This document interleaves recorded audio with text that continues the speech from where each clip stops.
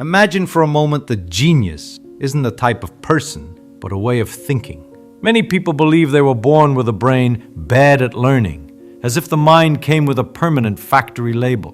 But that's just the snapshot of a brain that got used to working in only one way, usually a lazy, automatic way, untrained for deep thinking. The good news? The brain is plastic, highly plastic, a living muscle that reorganizes itself when we demand more from it. Neuroplasticity, that elegant word that sounds like it came from a futuristic lab, basically says, if you train me, I change. It doesn't matter your age, academic history, or how many traumatic report cards you have from the past. The mind learns to learn, and that means intelligence, focus, and depth aren't destiny, they're practice. But here's a detail almost no one tells you. Reprogramming the way you think takes time, months, maybe years. But the difference is, when it changes, it really changes. And that's what transforms someone ordinary into the type of person who understands quickly, connects ideas, solves problems, and learns without suffering. To start, we need to answer, what exactly makes someone seem like a genius? Usually, two things stand out. Off-the-charts memory. It's not magic. It's the result of how information was encoded the first time. A bad memory almost always comes from a bad first contact. Deep understanding. The ability to take an idea and work with it like it's clay, twist it, compare it, test it, apply it, transform it. The combination of these two factors creates the myth of the genius. But behind the myth, there's only method, and method can be learned. Now get ready, because we're going to dive into the internal engineering of this so-called deep understanding and reveal why most people don't think, they just repeat. Most people believe they've understood something simply because they recognized the words. But recognizing isn't understanding. It's just familiarity disguised as intelligence. The brain loves this trick. It shows you information. You think, oh, I know this, and boom, the mind closes the book before even really opening it. It's like seeing the cover of an airplane manual and thinking you can already fly. This kind of superficial thinking creates an illusion of knowledge that, deep down, prevents real learning. Deep understanding is born when you force your mind to explain, not just repeat. This is where the game changes. Explaining is dismantling an idea and reassembling it with your own pieces. It's transforming information into structure. When you explain something in your own words, the mind is forced to use real cognitive energy, and this activates the neural networks that consolidate memory, reasoning, and clarity. It's like switching from a weak flashlight to a spotlight. You see angles that weren't visible before. But there's another extremely dangerous cognitive trap: automatic thinking. The brain loves shortcuts because they save energy. But mental shortcuts are like trying to learn math using only magic tricks. They seem to work for a while until you encounter a real problem and everything collapses. Thinking deeply requires effort and slowing down. It's the moment when you tell your brain, hold on, let's understand this properly. And that's when the miracle begins. But effort alone isn't enough. You need to ask the right question. The question that activates insight. The question that forces your brain to leave the surface. And that question is simple. Why is this true? This has been found repeatedly in studies on learning and appears as a critical mechanism for converting curiosity into solid understanding. When you ask why, your mind is pushed into the internal engineering of the idea. It's like opening the box and looking at the engine inside. You separate cause and effect, understand relationships, identify what matters, and discard what doesn't. It's a type of thinking that transforms an average student into someone capable of creating, improvising, and innovating. Another powerful practice is testing whether you really understood something by trying to apply it in a different context. If the idea only works in the original example, you memorized, you didn't learn. But if you can move the concept to another scenario, twist it a bit, adapt it, play with it, then your mind starts operating in genius mode. And here comes an important, almost amusing detail. The brain doesn't like to think deeply, but it loves the feeling of having understood something deeply. It's like climbing a mountain, tiring during, satisfying after. The difference is that when you really think, this after transforms everything. Memory improves, focus improves, reasoning improves, even your confidence changes. Now that you understand the danger of automatic thinking and the power of explaining, asking, and applying, let's move to the next layer: how to transform curiosity into a permanent learning engine. Curiosity isn't just a pleasant feeling, it's a biological force, a survival mechanism that pushes the brain to solve mysteries. But there's a secret here. Curiosity doesn't arise from what you already know, but from what you almost know. The mind gets hooked when it perceives a small gap, something within your reach but still outside your domain. It's the famous, "I almost got it." This gray zone is the spark that transforms interest into deep attention. And here's the crucial point. You can create this spark deliberately. How? By asking questions that create cognitive tension. Not anxiety, but that slight discomfort that makes the brain want to complete a pattern. Questions like, what am I missing? Which part of this still doesn't make sense? Or, if this were false, why would it be? Push your mind into an activity it normally avoids. Real investigation. When you investigate, the brain lights up areas connected to motivation, memory, and reward, and learning accelerates. But there's something even more interesting. Curiosity multiplies when you transform knowledge into a mental game. For example, trying to predict the next part of a concept before reading it, or trying to answer a question before seeing the answer.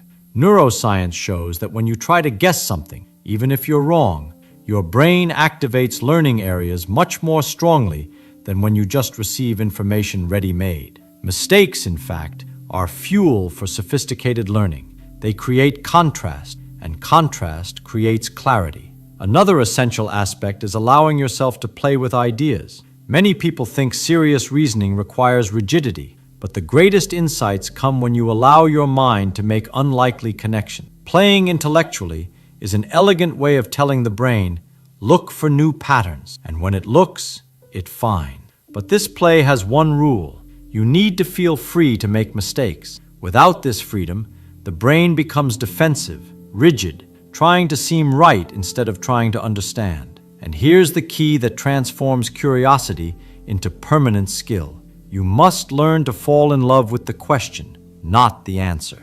Answers are static. Questions are expansive. When you cultivate good questions, you create an internal engine that keeps running even after the video, class, or conversation ends. This is how genius minds operate. They don't accumulate answers. They manufacture irresistible questions. Now that you understand how to activate curiosity and convert it into real learning, we're ready to enter the region where genius really begins. The brain doesn't learn in large blocks. It learns in strategic fragments. The human mind wasn't made to absorb large blocks of information at once. It was made to break the world into small, manageable, meaningful pieces. When you try to learn something huge all at once, your brain goes into protection mode. It freezes, disperses, pushes everything away. But when you present content in smart fragments, almost like puzzle pieces, the brain does exactly the opposite. It approaches, organizes, and connects. Imagine this. Each piece of information is like a knot. The brain doesn't want to keep loose knots. It wants to tie them to each other to form a network. The more connections, the stronger the learning. That's why a powerful secret for training your mind like a brilliant mind is to fragment ideas until they become inevitable. When something is inevitable, the brain doesn't fight, it accepts. This is where an elegant technique comes in, the micro-block method. Instead of studying for 1 hour, you study for 5 minutes, but 5 minutes with intensity, clarity, and absolute focus on just one point. In this micro-block, you ask yourself, what's the essence? And what does this really mean? 5 well-used minutes are worth more than 50 poorly distributed minutes. The brain learns in focus, not in brute effort. Another essential principle is repetition with variation. Repeating exactly the same is boring for the brain, and everything boring gets erased. But when you repeat an idea by slightly changing the context, the brain registers it as something alive, relevant, applicable. That's why great masters explain the same thing in multiple ways. They don't repeat because they forgot. They repeat because they want you to remember. And here's a powerful image. Learning is like illuminating a dark room with a flashlight. With each small sweep of light, you see more details. You don't turn on all the lights at once. You explore. Genius is in the movement, not in the volume. Finally, there's a serious mistake that prevents thousands of people from learning well. They try to memorize before understanding. It's like trying to build walls without a foundation. When you understand, memory forms naturally. When you memorize, it evaporates. The right fragment, repeated the right way, with active curiosity, creates a mind that doesn't just learn, but transforms what it learns into powerful clarity. And now we're ready to explore something deep: how to transform this knowledge into real reasoning, the kind of thinking that solves problems, creates ideas, and sees patterns invisible to most. Reasoning well isn't thinking more, it's thinking better. Most people think intelligence is a brute force of the mind, a kind of hidden muscle. But truly powerful thinking doesn't come from effort, it comes from internal organization. A trained mind doesn't desperately chase answers, it creates pathways. Imagine that each problem is a closed box. The common mind tries to break open the box. The brilliant mind first tries to understand the shape of the lock. It doesn't waste energy, it directs energy. And reasoning is that, direction. One of the most elegant principles for training this kind of thinking is the mother question technique. Every complex question can be reduced to a simple question that organizes the chaos. You ask questions like, what's really happening here? What's the essential part of this? What do I need to ignore to understand? The mind gains clarity not when it adds more information, but when it removes noise. Another fundamental point: you only truly understand something when you can explain it with simple words. Not simple because you're limited, simple because you're deep. Complication is a disguise for confusion. Simplicity is the mark of comprehension. When your brain translates an idea to its most essential form, it's as if it's drawing an internal map. And a clear map is always more useful than a foggy landscape. Here's a powerful analogy. Thinking is like tuning an instrument. If you tune string by string, sound by sound, the music flows. If you try to play with everything out of tune, it becomes noise. So whenever your mind gets stuck, stop and tune a single string. Redefine focus. Formulate a central question. Eliminate an irrelevant detail. A tuned mind produces insights with little effort, almost as if it's hearing the answer instead of manufacturing it. And there's still a secret that few understand. Thinking is a physical art. Ideas only align when you get them out of your head. Speak out loud, draw, write scribbles, trace arrows. The mind is brilliant, but it's a terrible place to store loose thoughts. When you externalize, the brain frees up space and starts to see invisible relationships. Insight comes because you gave it space to be born. When you master this way of thinking, something powerful happens. Problems stop being monsters and become mechanisms. And when you understand the mechanism, you control the outcome. Now that you master clarity, let's advance to an even more sophisticated point: how to transform knowledge and reasoning into real creativity, that rare ability to see solutions where no one else is looking. Creativity isn't a magical talent reserved for geniuses. It's a specific way of combining information. The common mind looks for answers within the obvious. The creative mind takes pieces no one imagined together and builds something new. And when you learn this process, your mind starts producing ideas like breathing. The first key to creativity is accepting a simple fact. Your mind hates empty, so it fills spaces. If you create the right space, it fills with solutions. But if you live squeezed by anxiety, haste, and excess stimulation, it only fills with noise. Creativity is silence where a flash is. That's why moments of pause, shower, walk, coffee, looking out the window are hidden laboratories of the brain. While you think you're not thinking, your mind is connecting wires that were previously separate. But it's not enough to wait for the flash. Creative insight is an active process, almost engineering. First you collect pieces, then you dismantle, then you recombine. A simple and powerful way to do this is to ask, what if I do the opposite? What if this works without this part? What element can I steal from another area and put here? The world's most creative minds don't invent from scratch. They transplant ideas. And here comes one of the most elegant techniques for training the mind like a genius: cognitive contrast. When you compare two distant ideas, physics and cooking, music and math, art and engineering, your mind creates bridges. And it's on these bridges that unique solutions are born. The more varied your repertoire, the more powerful your capacity for invention. A narrow mind creates little. A broad mind creates world. There's also an essential detail that almost no one understands. Creativity requires courage. Yes, courage, because every new idea seems silly before it seems brilliant. And whoever fears embarrassment never accesses their true creative potential. Fear blocks the flow. Curiosity releases it. The creative mind is the mind that allows itself to fail fast, test fast, adjust fast. Creating is playing with the unknown until it becomes familiar. And the most beautiful point of all, creativity isn't about being different. It's about being perceptibly useful. A genius idea isn't the most exotic. It's the one that solves something elegantly. Creativity is functional aesthetics. It's when the solution is so good it seems simple. But it only seems that way because you did the hard work of really thinking. Now that you master reasoning and creativity, let's enter the territory that separates common minds from extraordinary minds. How to transform knowledge, clarity, and creativity into real skill. The ability to learn anything quickly. Learning fast isn't a gift, it's method. And the method starts with a simple question that almost no one has the courage to ask. What exactly didn't I understand? It seems obvious, but observe. Most people fake comprehension to protect the ego, when precisely the act of admitting failure is what opens space for real understanding. The mind that learns isn't the one that seems intelligent, but the one that allows itself to investigate without shame. Accelerated learning works like assembling a puzzle. You don't need all the pieces to see the image, just the right pieces. That's why the trick is to locate the key points, the invisible structures that support everything else.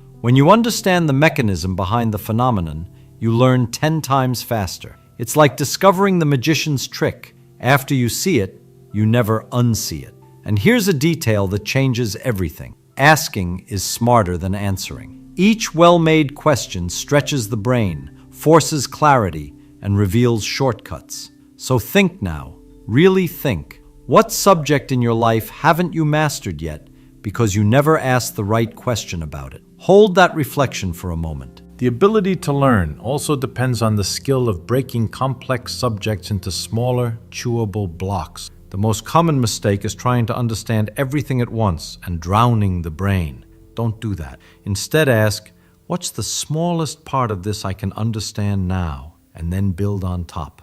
A brilliant mind doesn't run, it stacks. But none of this works if you don't apply the maximum rule of learning.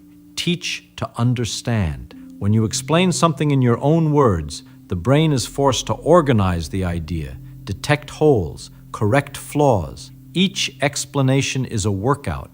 Each explanation makes you sharper. The more you teach, the more you learn, even if no one's listening. Now, I want you to do something for yourself. What skill have you been postponing learning because it seems too difficult? Write it in the comments. Yes, write it. I read all of them. Absolutely all of them. And if you leave your difficulty there, I can help you dismantle that skill into simple, clear steps that finally make sense. Because the truth is this, the distance between you and your next great competency isn't talent, it's method, and you're learning the method. By this point, you've realized an exceptional mind isn't born ready. It's built, piece by piece, decision by decision. And the most interesting thing is that after you change the way you think, the world starts to change with it. Not because it got easier, but because you got clearer, sharper, more capable. The brain loves whoever challenges it with kindness, loves when you ask better questions, loves when you break big problems into small parts, loves when you explain something out loud as if illuminating your own darkness. That's the real training. That's the secret that separates those who want to learn from those who actually learn. And if you got this far, that already says something powerful about you. Your mind wants to grow. And when a mind wants to grow, nothing holds it back. Now I want to make you a direct invitation. What was the biggest insight you had today? Write it in the comments. I read all of them, and I respond whenever I can. Sometimes a single sentence from you gives me the chance to guide you on the right path. If this video helped you, provoked you, or made you think, then do this now. Like the video, because this takes this message to other people who need it as much as you do. And if you want to continue training your mind with me, subscribe to the channel and turn on notifications. Here, each video is designed to expand your thinking, accelerate your learning, and bring you closer to your best version. Not the perfect version, but the possible version, built day after day. Thank you for being here. Now go out there and use your mind, not as a spectator, but as the author of your own thinking. See you in the next video. Here's something curious. Watch a 3-year-old for an hour. They ask why about everything.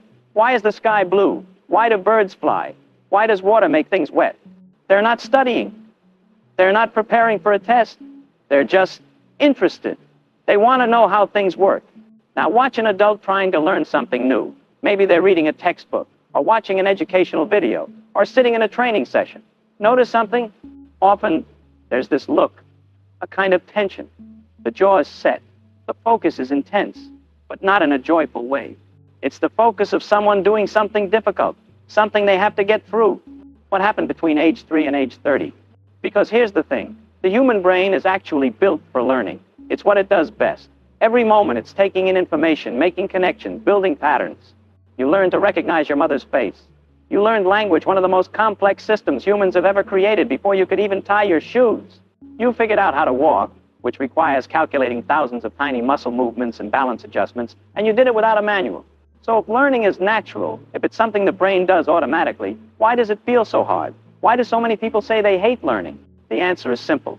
They don't hate learning. They hate something else that's been disguised as learning. Think about what happens when you're genuinely curious about something. Let's say you're trying to figure out why your car is making a strange noise. You're not following a curriculum. You're not memorizing facts. You're investigating. You listen carefully to the sound. You think about what parts of the car could create that noise. Maybe you look under the hood. You might ask someone who knows about engines. You might read something online. But notice, you are pulling information toward yourself. You have a question and you want an answer. This is learning in its natural form. It starts with curiosity, with not knowing something and wanting to know it. The wanting part is crucial. The brain is designed to find satisfaction in figuring things out. There's actually a small chemical reward every time you make a connection, every time something clicks into place. It's the same system that makes puzzles satisfying to solve, that makes mysteries compelling to read. But now think about typical education. Someone else decides what you should learn. They decide when you should learn it. They break it down into pieces and give you piece number 1, whether you're curious about it or not. Then they test you to see if you retain piece number 1 before moving you to piece number 2. The sequence is fixed. The pace is fixed. The material is fixed. And here's what's crucial. The questions aren't yours. When you learn something because someone told you that you need to know it, something fundamental changes. The brain's natural curiosity mechanism isn't engaged. Instead, you're using a different system, the one related to obligation, to avoiding negative consequences, to doing what you're supposed to do. This system works to some extent. People can force themselves to memorize things, to study things they don't care about. But it's effortful, it's draining, and the information doesn't stick the same way. There's a simple test for this. Think back to school. Now, try to remember the quadratic formula, or the date of some historical treaty you had to memorize, or the definition of mitosis versus meiosis. For most people, this information is gone. Not because their memory is bad, but because they never really learned it. They temporarily stored it just long enough to pass a test, and then the brain quite sensibly threw it away. Why would it keep information that has no connection to anything, that answers no question you actually have? Now think about something you learned because you wanted to know it. Maybe it's how to play a song on an instrument, or the rules of a game you enjoy, or how to cook a specific dish, or the details of a historical event you found fascinating. That information is still there, isn't it? Even years later. Because when you learned it, you were actually learning, not just storing facts temporarily. The difference isn't in the subject matter. It's in the relationship between the person and the information. Here's an analogy that might help. Imagine you're hungry, and someone makes you food you actually want to eat. Maybe it's your favorite dish. You eat it, you enjoy it, your body processes it, and you're nourished. Now imagine someone forces you to eat something you find disgusting. You might be able to choke it down, but it's unpleasant, and your body might even reject it. Same basic process, eating, but completely different experiences. Learning works the same way. When the brain wants information, when there's genuine curiosity, it absorbs that information easily. The neural pathways are ready. There's attention, not forced attention, but natural attention, the kind that happens when you're interested. When the brain doesn't want the information, when it's being forced in, everything is harder. Attention drifts, retention is poor, understanding is shallow. So what makes the difference? What creates genuine curiosity? The answer is surprisingly simple: questions. Real learning starts with a question. Not a question someone else asked you, but a question you actually have. Why does that work that way? What would happen if? How does this connect to that?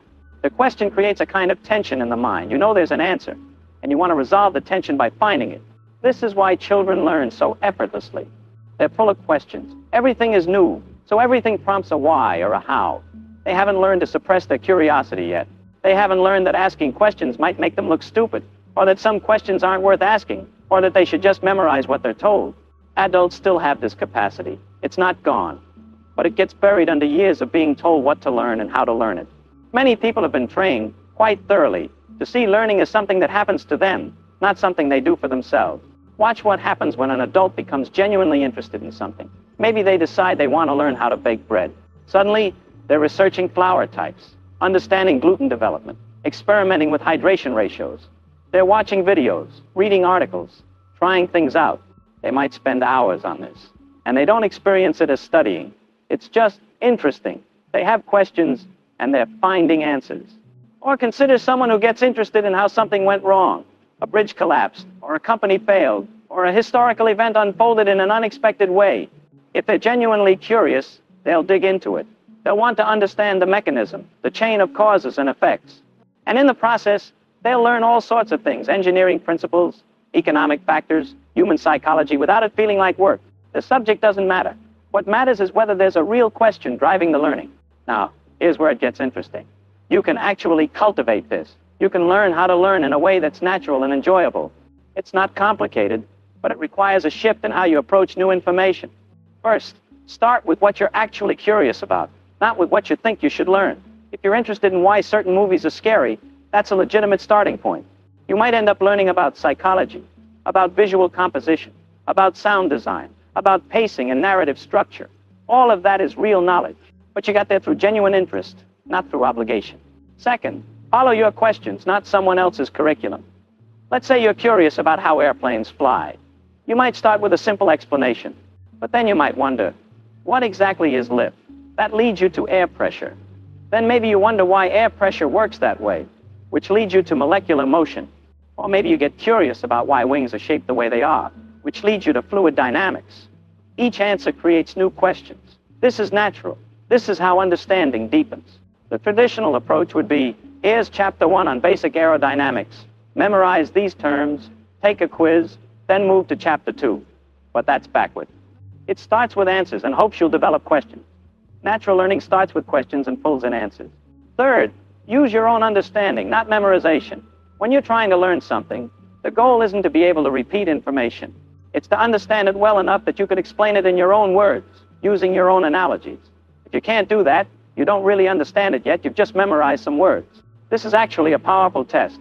Take any concept you think you understand and try to explain it to someone who knows nothing about it without using any jargon. If you can do that, you understand it. If you can't, you've identified where your understanding is shallow. That's not a failure, that's useful information. Now you know what question to ask next. Fourth, make connections. The brain doesn't store information in isolation. It stores it as part of a network. Every piece of information connects to other pieces. When you learn something new, actively think about how it relates to things you already know. Does it explain something you've observed? Does it contradict something you thought was true? Does it work the same way as something in a completely different domain? These connections are what make information stick. They're also what make learning enjoyable. There's real satisfaction in seeing how things fit together, and having those aha moments when you realize two different concepts are actually related. Fifth, accept confusion as part of the process. When you're genuinely learning something, there's always a period of not understanding. This is normal. It's not a sign that you're bad at learning or that the subject is too hard. It's just what happens when you encounter something new. The brain needs time to build the right mental structures. The problem is that traditional education punishes confusion. If you don't understand something quickly, you fall behind, you get poor grades, you feel stupid. So people learn to avoid confusion, to stick to things they already know, to never venture into genuine uncertainty. But real learning requires being comfortable with temporary confusion. It's the space between not knowing and knowing. You can't skip it. Here's what's fascinating. When you approach learning this way, starting with curiosity, following your questions, seeking understanding rather than memorization, it doesn't feel like work. It feels like play, like solving a puzzle, like exploring. And the information sticks, not because you drilled it into your memory, but because you understand it. Understanding is its own kind of memory. You don't have to remember Newton's third law. If you actually understand the principle, you can recreate it because it makes sense. This is why children learn so much so quickly. They're not studying. They're playing. They're experimenting. They're asking questions and finding answers. And they're doing it all day, every day, without it being exhausting, because their curiosity is engaged. The tragedy is that the educational system often trains this out of people. By the time someone is an adult, they might believe that learning is supposed to be hard, that it requires discipline and willpower, that some people are just good at learning and others aren't. But that's like saying some people are good at being hungry and others aren't. Everyone's brain wants to learn. That's what it does. The question is whether you're feeding it questions it actually wants answers to, or trying to force feed it information it has no use for. Think about the last time you fell down a rabbit hole online.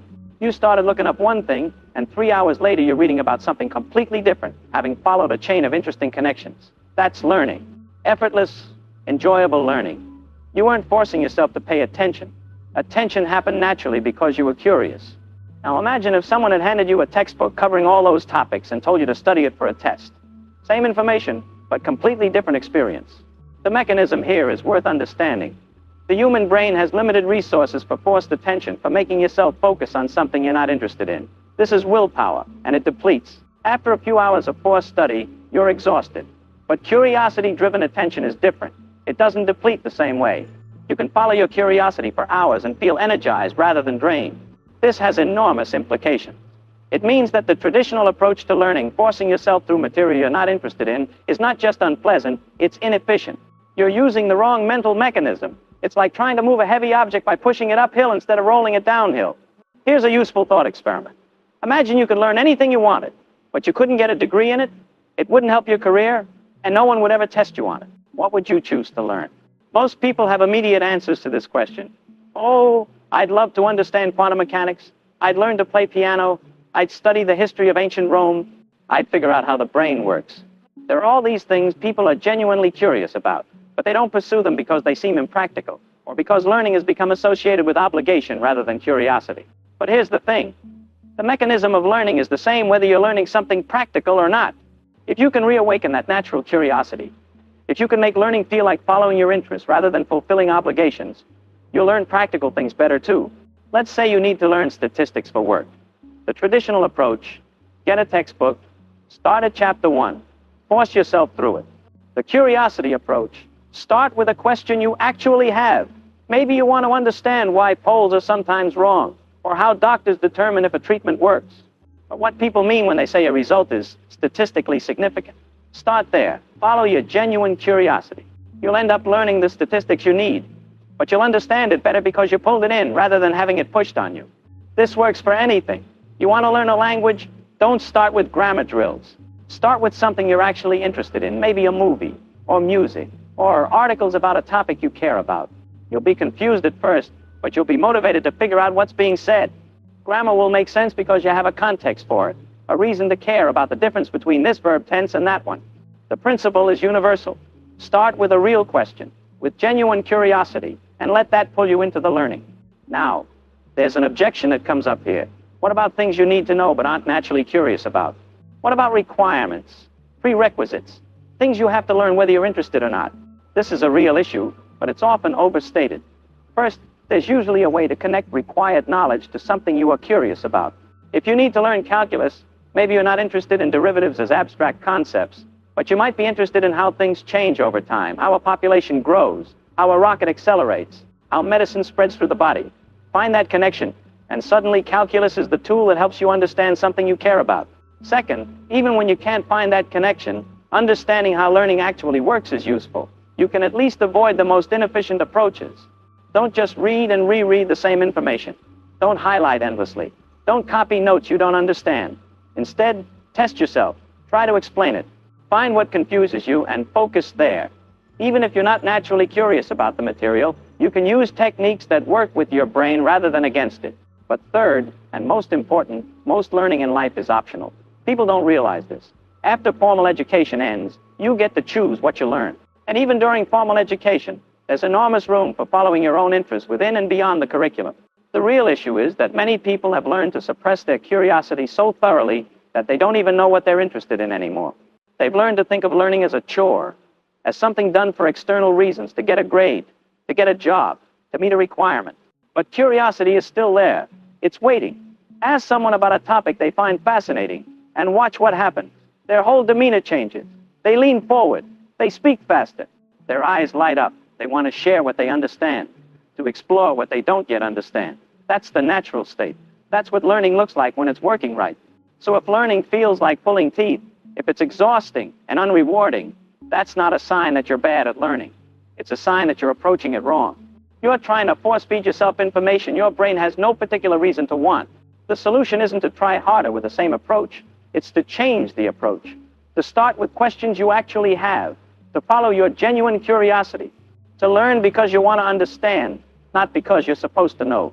When you do this, learning transforms. It becomes something you look forward to rather than something you have to make yourself do. Understanding becomes its own reward. The process becomes enjoyable. And here's the beautiful irony. When learning becomes enjoyable, when you're following genuine curiosity, you actually learn more. You understand more deeply. You retain information better. You make more connections. Not because you're trying harder, but because you're working with your brain's natural mechanisms rather than against them. The 3-year-old asking why about everything isn't working hard at learning. They're just curious. And in a few short years, driven purely by that curiosity, they'll master language, develop sophisticated reasoning, build complex models of how the world works, all without textbooks, without tests, without anyone making them study. That capacity doesn't go away as you get older. It just gets buried, under expectations, under obligations, under the accumulated weight of years of being told what to learn and how to learn it. But it's still there, still waiting, still ready to make learning what it should be. Not a chore, not an obligation, but a natural expression of the simple fact that the human brain wants to understand the world. The question isn't whether you can enjoy learning. The question is whether you're willing to learn the way your brain actually wants to learn, starting with curiosity, following questions, seeking understanding, rather than the way you were taught that learning is supposed to happen. If you're not enjoying learning, you're not doing it wrong because you lack discipline or intelligence. You're doing it wrong because you're using the wrong mechanism. You're trying to force something that works better when you let it flow naturally. The solution is simpler than you think. Find something you're genuinely curious about. Start there. Follow the questions that emerge. Let understanding build naturally. And notice how different it feels when learning is something you want to do rather than something you have to do. That's not a trick or a technique. That's just learning the way it's meant to work. The secret isn't forcing memorization. It's lighting a child's curiosity. Every word you say, every gesture, every how you offer can repair or build a bridge in their brain. Curiosity isn't a small detail of genius. It's the root. It's where big ideas, world-changing projects, and human progress begin. Learning quickly and easily almost always connects to genuine interest. A person who's obsessed and takes pleasure in what they do learns far faster than someone who sees no point in it. Here's the key. To turn a child into someone who learns for pleasure, not obligation, follow 3 simple principles. Simplify any topic, make learning fun, and listen with the same intensity with which you teach. The method I'm proposing follows that path exactly. First, choose an image or an object that tells a story. Second, describe that story in very simple language, the way you'd speak to a 7-year-old. Third, ask the child to explain it back in their own words, without fear, without immediate correction. Here's the power. When a child tries to explain, they organize their thinking, reveal gaps, and form links between what they see and what they feel. When you correct, don't say, "That's wrong." Correct with a new example, a mini experiment, or a concrete gesture. And always celebrate the attempt, not just the right answer. That builds courage. Without courage, there is no deep learning. Now let's put this into practice. Imagine teaching fractions with cookies. Take 6 cookies, or pieces of paper, place them in front of the child and say, "Let's divide a treasure." Ask them to make 2 equal piles. Watch. If they hesitate, ask, "How do you know they're equal?" Let them explain. If their explanation fails, don't give the answer. Show 2 piles and ask them to swap 1 cookie between the piles so they can feel the difference. Then ask them to tell the story of what happened in their own words. When they say, "One got bigger," turn the phrasing back to their perspective. Yes, when we swapped a cookie, that pile got bigger. Why do you think that happened? That pushes argumentation and language. For new vocabulary, use the same tactic. Image plus phrase in the child's native language plus acting it out. Then ask them to teach it to you.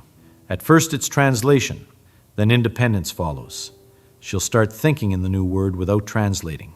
Create micro-routines of 10 to 20 minutes that always end with the child saying, "Teach me."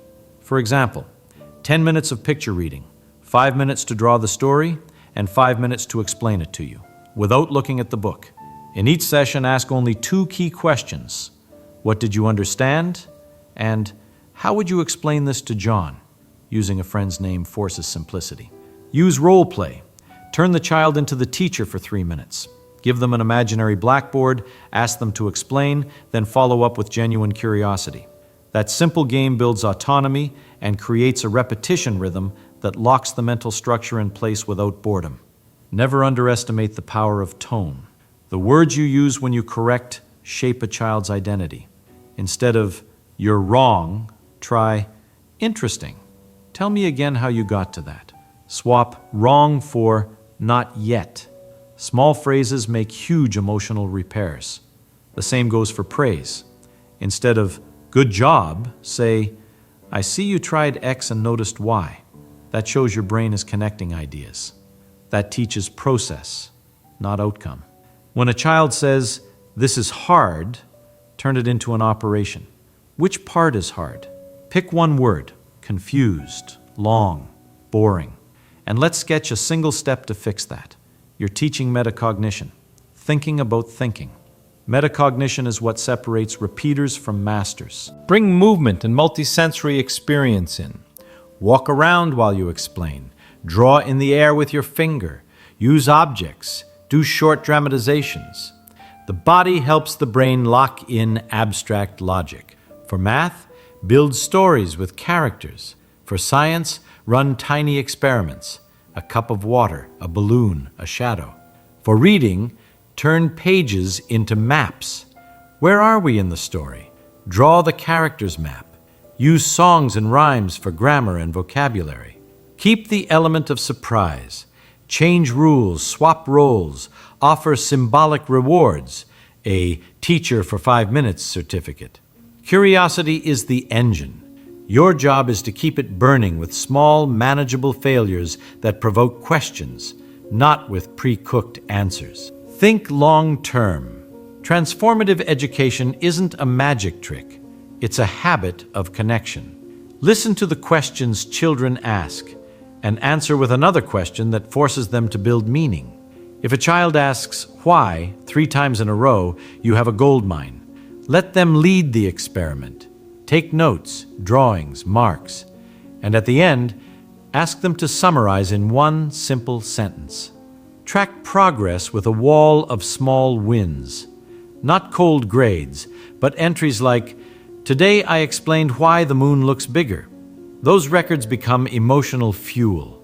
The child sees their trail of progress and wants to keep going. And you, as the teacher, must be vigilant. Every word you say is liquid that molds beliefs. Finally, be radically present. Teaching well requires listening, eye to eye, distraction-free, with questions that provoke thinking. When the child explains, don't finish their sentences. Wait through the silence. That's where the brain knits connections. When they fail, turn the mistake into a stage for inquiry. Interesting. Shall we test hypothesis X? Be a partner in discovery, not a judge. Remember, there are incredible ways to teach that turn disinterest into passion. The Feynman technique applied to a child is simple. Choose what to teach, simplify it, ask the child to teach it back, identify where they stumble, and repeat with a new example. If you do this every day with joy and attention, there's a real chance they'll become interested in anything. Start today. Take their hand, point at an object, and say, "Teach me this." You might be opening the door to an extraordinary future. When a child says, "I don't want to," pause for a second and treat it as a clue, not a challenge. Say in a calm, curious voice, "I hear you. Tell me why you don't want to do this right now." Validating isn't giving in. It opens the door to conversation. Resistance is almost always fear, tiredness, or the feeling that the task is impossible. Instead of pushing, offer a reduction. Just 2 minutes. Then you decide. The 2-minute rule works like magic. It lowers the barrier and creates a real chance for engagement. If they say, "It's boring," don't argue. Make a practical change. Offer 2 controlled options. Do you want to draw this or teach it to someone? And always pick the option that preserves learning. Autonomy reduces resistance. Another immediate tactic. Turn the activity into a quick experiment. Let's just test this like scientists. Make a hypothesis in 30 seconds. Kids love testing hypotheses. Being a scientist becomes a game. In daily practice, have go-to phrases at the ready. If a child says, "I don't want to," respond, "Okay, tell me which part bothers you." If they say it's hard, ask, "Which little part is hard? The words, the idea, or the drawing?" If a parent questions you, say, "I understand. Want to see a 5-minute demo now?" These short phrases steer the conversation toward action, not debate. Use micro-rewards and social roles. Offer a sticker for effort, or turn the learner into the teacher for 3 minutes. Often the child who resists just wants to prove they can. Giving them the teacher role activates pride and reduces pushback. If resistance persists, break the task into 30 to 60-second steps and celebrate the smallest effort. You started. That's already courage. Document quickly. Take a fast photo of the child explaining and ask for 1 sentence. "Today I taught," in 2 weeks. Show this material to parents or administration. Simple evidence defeats skepticism. Finally, memorize 3 lines that always work. Validation plus question. "I understand. Why do you prefer not to do this now?" Reduction plus choice. Just 2 minutes. Or would you rather do it later? You decide. Light challenge plus role. Teach me just 1 part. If you don't like it, we stop. Never force a child to do something they don't want to do. Stop. Calmly ask, "Why don't you want to do this now?" And really listen. The answer is the clue to adapt the activity. Rather than impose, offer choices, shrink the task, and turn it into a game or role until interest emerges. That's how you teach with respect, effectiveness, and joy, and create learning that lasts. If you found this method useful, subscribe now so you don't miss the next videos. Here, practice beats theory. Leave a like if you found it helpful, and comment below what you'll try first. Write 1 line, or share a result. I read everything. Share this with a teacher, parent, or caregiver who needs it. Tag someone who will put it into practice. Hit the bell to get the next micro sessions and ready-made lesson scripts. Let's turn curiosity into habit. See you in the next video. What if you were told that the greatest obstacle to learning has never been a lack of intelligence, but a misunderstanding of what understanding actually is? People often believe that education is a matter of storing information, memorizing definitions, repeating formulas, reciting procedures. Yet anyone who has ever stared at a page full of facts and felt them slip away knows that memory built on repetition alone fades like chalk in the rain.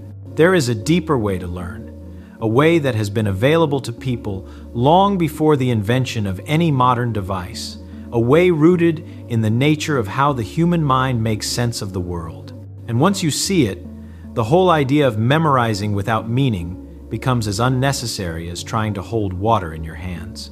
Think about how many times people have sat with a thick textbook, scanning the same paragraph again and again, hoping that if the eyes sweep over the words enough times, the mind will somehow absorb them. Picture a student copying notes from a blackboard, filling page after page, believing that the more ink poured onto paper, the more knowledge settles in the mind. Yet hours later, when that same student tries to explain the idea in plain language, it collapses. This is a universal experience, the illusion of learning created by passive exposure. The brain grows familiar with shapes of words, echoes of phrases, appearances of formulas, and mistakes that familiarity for understanding. People across all generations have fallen for this trap. The problem is simple.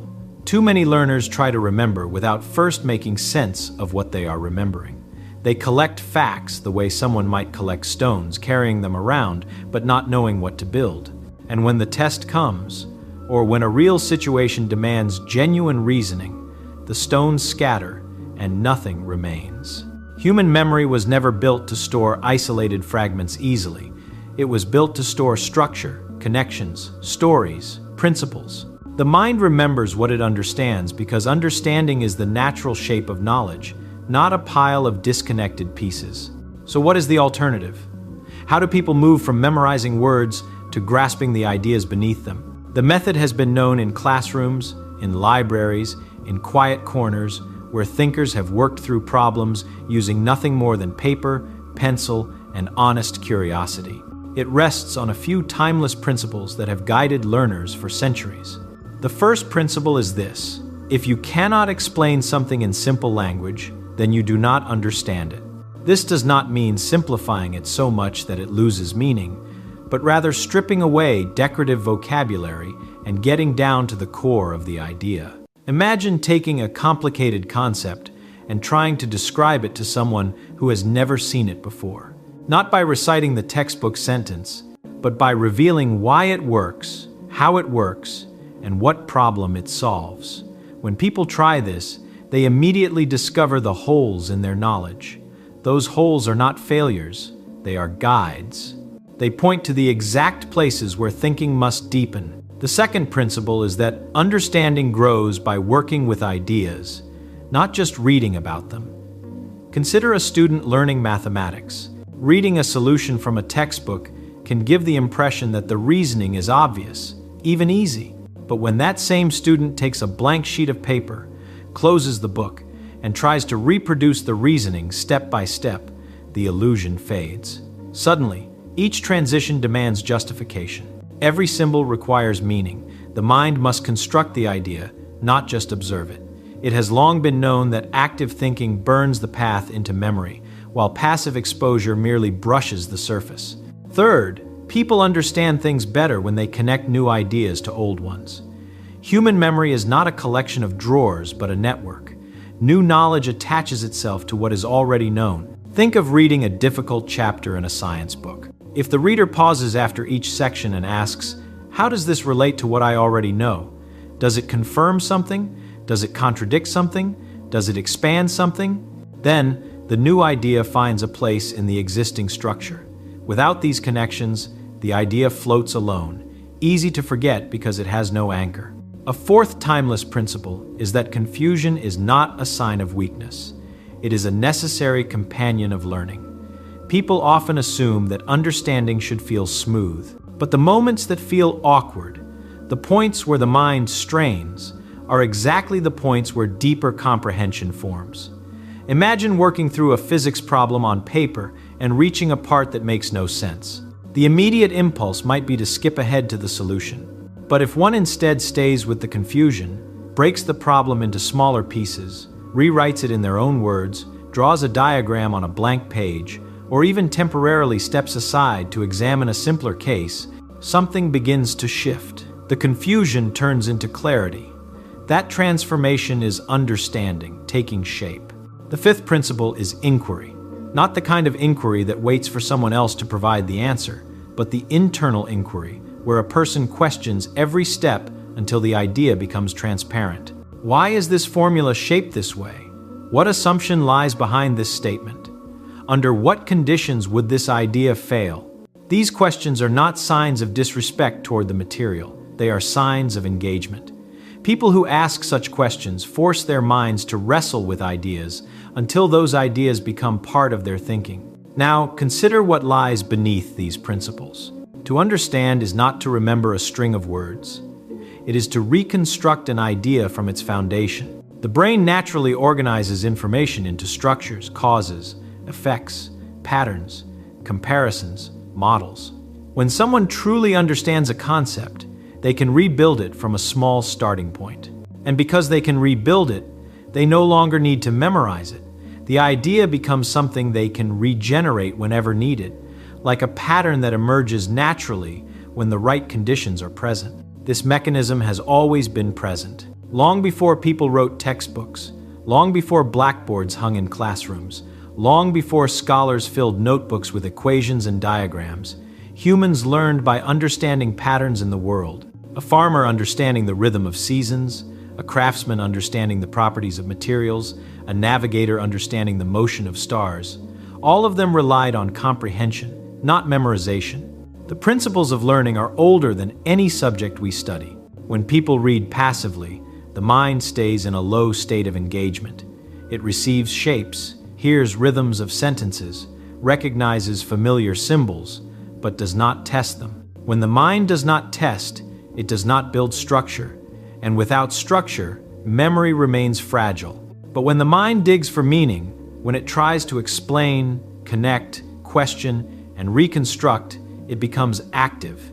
It shifts from absorbing to generating. And this shift transforms learning. Think about what really happens when someone tries to explain an idea on paper. They start writing a sentence, then pause, realizing that the next step is not as clear as it first seemed. They return to the beginning and attempt again, this time using a simpler description. Suddenly, a connection appears. This part relates to a principle learned earlier. They note the connection, and the explanation becomes clearer. This simple act of writing is a mirror for thought. It reveals not what the mind believes it knows, but what it actually knows. Now imagine applying these principles to everyday learning, using nothing more than books, paper, and the willingness to think. Picture someone reading a challenging chapter in a textbook. Instead of trying to memorize each statement, they pause after every significant idea and attempt to restate it in their own words on a blank sheet. They don't aim for elegance, they aim for clarity. If the idea resists explanation, the reader returns to the text, then back to the paper, tightening the circle of understanding.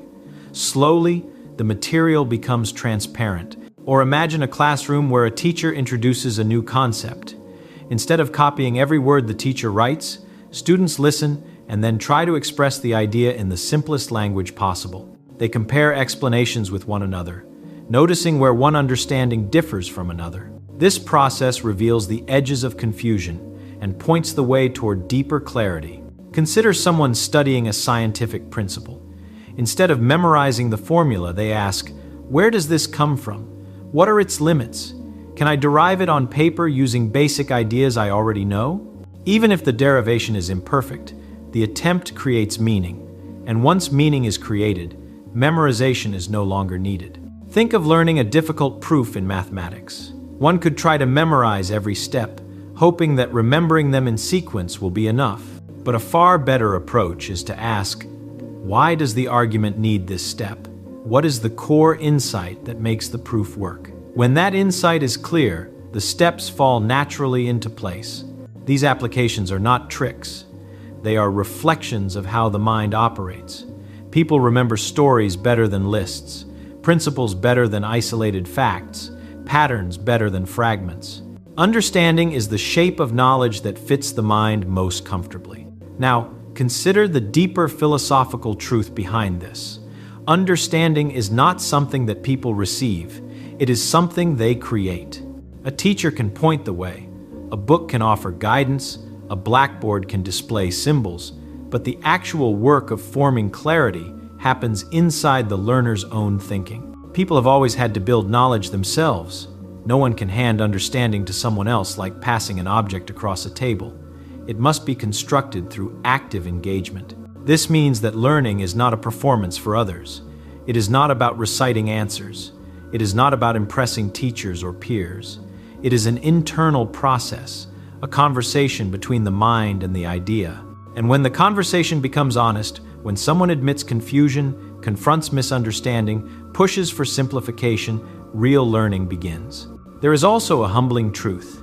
Understanding requires effort, but the effort is joyful once the process is embraced.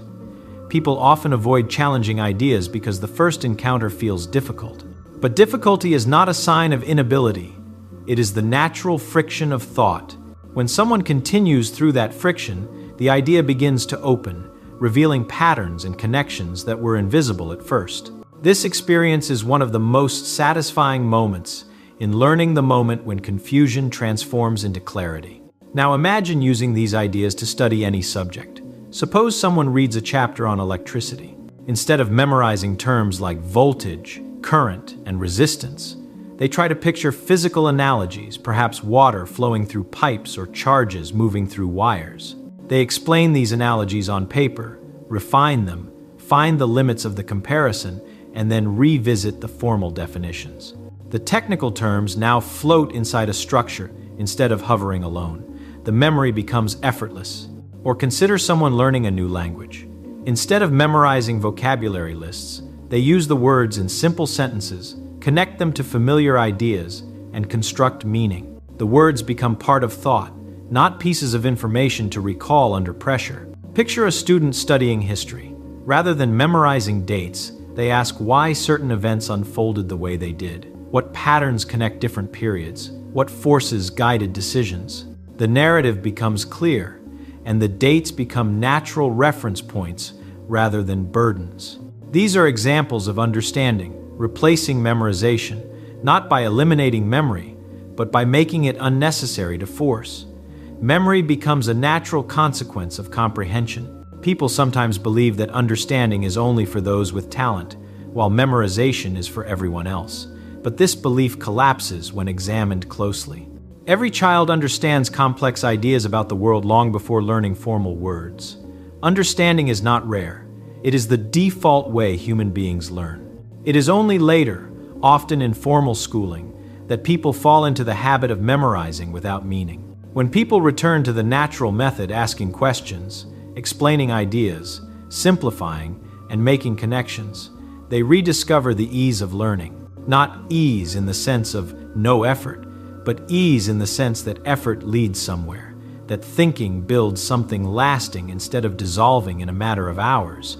Consider now what this means for anyone seeking mastery in any field. The key is not to gather more facts, but to illuminate the relationships between them. It is not to read faster, but to think slower. It is not to conquer more material, but to see the structure inside a small piece of it. Once the structure is clear, adding new ideas becomes simple. The mind knows where to place them. This shift in mindset transforms learning from a burden into a craft. Instead of cramming information into memory, people begin shaping it, reorganizing it, testing it.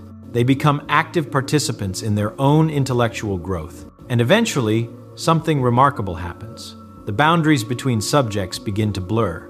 A principle learned in one field suddenly illuminates a problem in another. A mathematical pattern resembles a musical rhythm. A principle of physics mirrors a concept from philosophy. This is the sign of genuine understanding, when knowledge becomes flexible, transferable, and alive. As you consider these ideas, think about how they apply to your own learning. Imagine taking a subject that once felt confusing and approaching it with this method. Instead of trying to memorize, you begin by asking, what is the fundamental idea here? How would I explain it simply? You write your explanation, find gaps, return to the material, refine your understanding, ask new questions, and gradually build a clear picture. This approach may take time, but it takes far less time than forgetting and relearning endlessly.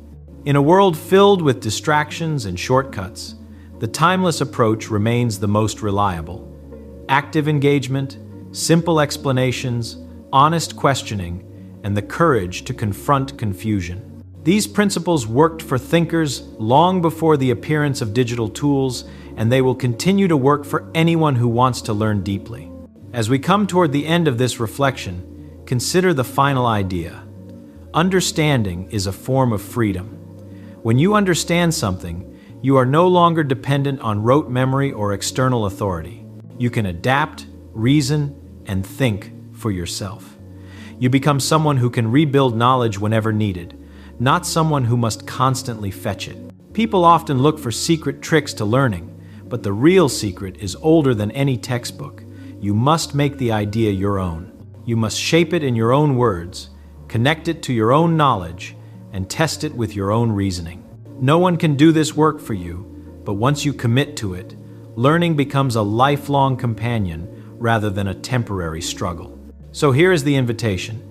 Take one idea you want to master, and today, using nothing more than a blank sheet of paper, try to explain it to yourself as simply as possible. If the explanation falters, do not retreat. Use that faltering as a guide. Each gap is a doorway to clarity. Understanding begins the moment memorization ends. Use this method. Try it with one idea.